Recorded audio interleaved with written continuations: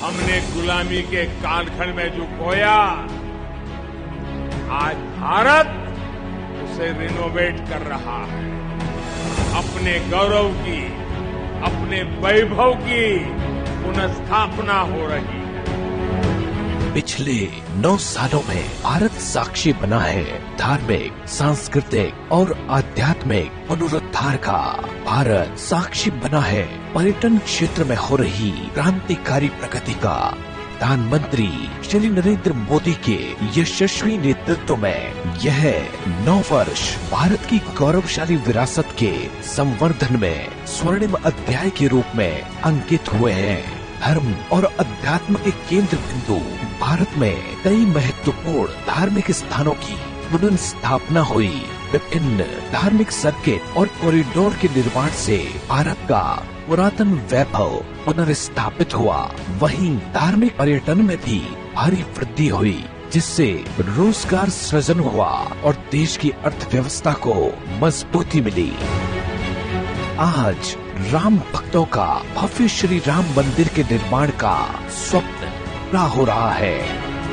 श्री केदारनाथ धाम के पुनर्निर्माण के साथ ही मोक्षदायिनी काशी में श्री काशी विश्वनाथ कॉरिडोर के निर्माण व उज्जैन में भव्य महाकाल कॉरिडोर के निर्माण से श्रद्धालुओं को भव्यता के दर्शन हो रहे हैं। रामायण सर्किट के माध्यम से रामायण से जुड़े स्थानों और बौद्ध सर्किट के माध्यम से बौद्ध धर्म के प्रमुख धार्मिक स्थलों को विकसित किया जा रहा है। करतारपुर कॉरिडोर के निर्माण से सिखों की आस्था के केंद्र करतारपुर साहिब के दर्शन संभव हुए। देश के प्रमुख तीर्थ स्थलों व आध्यात्मिक चेतना के केंद्रों के गौरव को पुनः स्थापित करने की दिशा में प्रसाद योजना महत्वपूर्ण भूमिका निभा रही है, जिसके तहत अभी तक 23 राज्यों के 33 प्रोजेक्ट्स पर काम किया गया है। धार्मिक पर्यटन को गति देने के उद्देश्य से लिए गए इन निर्णयों के परिणाम स्वरूप भारत के धार्मिक पर्यटन में ऐतिहासिक वृद्धि दर्ज की गई, जिससे भारत ने 2022 में धार्मिक पर्यटन से 1,34,543 करोड़ रुपए की आय अर्जित की। मोदी सरकार में देश में पर्यटन को बढ़ावा देने के लिए कई महत्वपूर्ण योजनाएं शुरू की गई।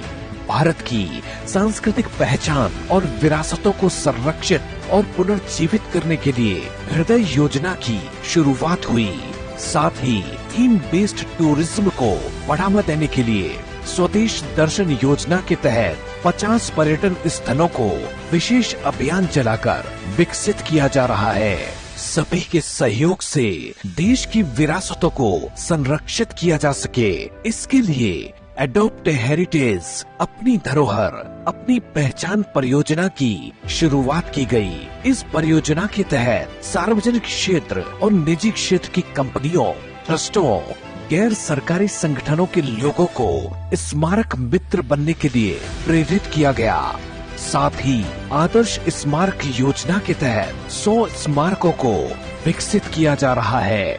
4 धाम यात्रा हो, 12 ज्योतिर्लिंग की यात्रा हो, 51 शक्तिपीठ की यात्रा हो, ऐसी कितनी ही यात्राएं हमारे आस्था के स्थलों को जोड़ती थी। यात्राओं की इस पुरातन परंपरा के बावजूद दुर्भाग्य ये रहा कि इन स्थानों पर समय के अनुकूल सुविधाएं बढ़ाने पर ध्यान नहीं दिया गया। इन स्थानों की राजनीतिक उपेक्षा ने देश का बहुत नुकसान किया। अब आज का भारत इस स्थिति को बदल रहा है। पर्यटन के क्षेत्रों में बेहतर कनेक्टिविटी का विकास हो, इसके लिए हवाई सेवाओं के विस्तार के साथ ही स्पेशल ट्रेनें, वंदे भारत ट्रेनों और रोपवे परियोजनाओं की शुरुआत की गई। पूरे विश्व का ध्यान भारत की ओर आकर्षित हुआ जब भारत में विश्व के सबसे लंबे रिवर क्रूज MV गंगा विलास की यात्रा की शुरुआत हुई। मोदी सरकार में क्रूज टूरिज्म के क्षेत्र में भी भारत ने नए कीर्तिमान स्थापित किए हैं। साथ ही भारत में हेल्थ एंड वेलनेस और रूरल टूरिज्म को बढ़ावा दिया जा रहा है। मोदी सरकार में हुए पर्यटन के क्षेत्र के इस कायाकल्प से घरेलू ही नहीं बल्कि विदेशी पर्यटकों की संख्या में भारी वृद्धि दर्ज की गई। 2014 से पहले जहां विदेशी यात्रियों की संख्या 69 लाख थी, वहीं ये संख्या 2019 में बढ़कर 1.56 करोड़ हो गई। आज प्रधानमंत्री नरेंद्र मोदी जी के दूरदर्शी नेतृत्व में नए भारत का पर्यटन क्षेत्र विकास के नए आयाम स्थापित कर रहा है। धार्मिक स्थलों की आधुनिक स्तर पर हो रही पुनर्स्थापना से वैश्विक पटल पर भारत आकर्षण का केंद्र बनकर उभर रहा है।